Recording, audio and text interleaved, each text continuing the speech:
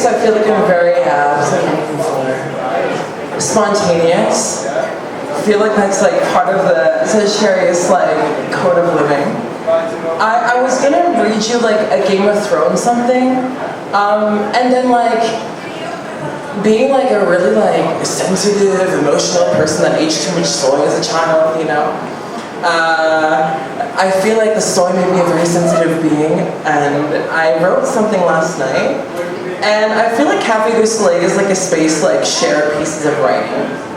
So I'm just gonna read you that and stuff. And it's so strange because like today's especially serendipitous. Like there's Estefania. I've known you since I was, how old were we? 9?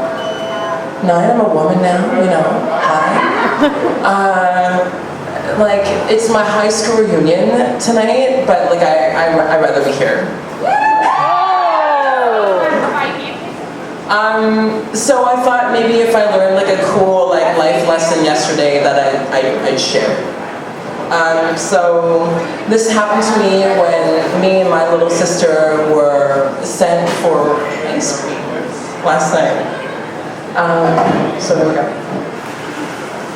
The Wan children have been sent on a late night mission for coffee-flavored ice cream. As they neared their destination, which was a frozen aisle at Walmart, Leroy, the older of the Wan children, happened upon a fridge shared by a middle-aged Chinese couple. Both of them donning approachable, casual, and demure glasses, it suited their clothing, which also harkened to how one of an older generation would approach an outfit. Politely, Leroy shares a conversation with a very expressive and talkative wife. Leroy hears that she is not well. She has diabetes, kidney stones, and a form of arthritis that allows her to use her hands for 10 more years. As the Wan children walk away, the wife approaches them once more, complimenting the brother's acute fashion sense,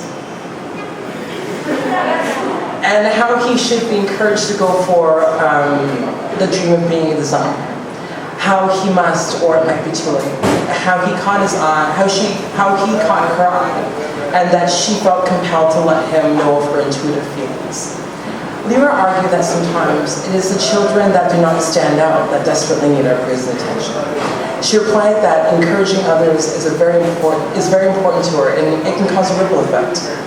She regaled him of a tale that that happened to her once before, where she encouraged a tall, stocky youth who was in the midst of the thickest of the angstiest of the most quarter-life crises. Grace, some call her Amazing Grace, she says, made for him a dream pillow in which she puts a piece of paper and she encases it within the pillow. And I guess if one sleeps on it, it will be effective. But according to Amazing Grace, in 4 years, this man became the RCMP officer he always wanted. As I stand there literally captured by the story and now worry about the preemptive trials and measures required for one to be an officer, she reaches in her Kate Spade purse to hand me a charm, she says. I instantly but politely refuse, saying that it is entirely too much and that her words in this moment was a gift in itself. She then turns to the younger of the Wan children, my sister.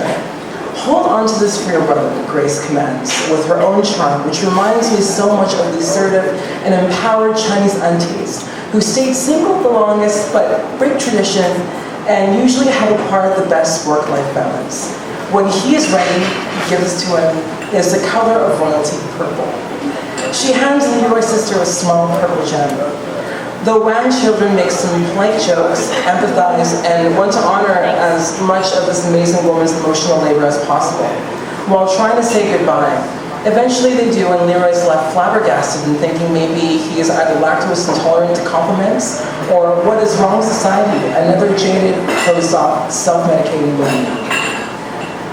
As they walked home, with their tubs of gently defrosted cream, Leroy saw a fountain gleaming with crowns of little fluorescent lights connected to the place Grace said she worked, which was in the neighborhood of the Walmart they were shopping at. Leroy explained to his little sister that the magic of what just happened is not in that stone. We should not empower that purple pebble because that moment was the gift and the lesson itself. We should be thankful to the universe when it has been selfless to us. And in turn, we must also, in ourselves, be selfless. You were brave enough to take the purple charm from the stranger, I said. Now it is time to release it back to the world. We thankfully receive. We thankfully give back. But you can make a wish. You earned it, I said to my sister. As the rock plunged into the fountain, it symbolized the ripple effect Grace mentioned.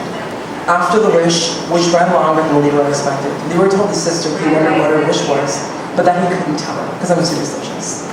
She replied simply and quietly, "It wasn't for myself." And I think, what had happened to me yesterday, growing up, I just really stood out, and maybe I realized that standing out gave me a lot of opportunities, and I just took them. So in this moment, in that one trip to Walmart, I realized that sometimes if you get a lot of blessings, you have to make sure that you always give back and teach others, and being good is a continuous journey. You're not good enough forever after any achievement. And I was really happy to share that with my sister, which was really sweet. So thanks for giving me a round of applause.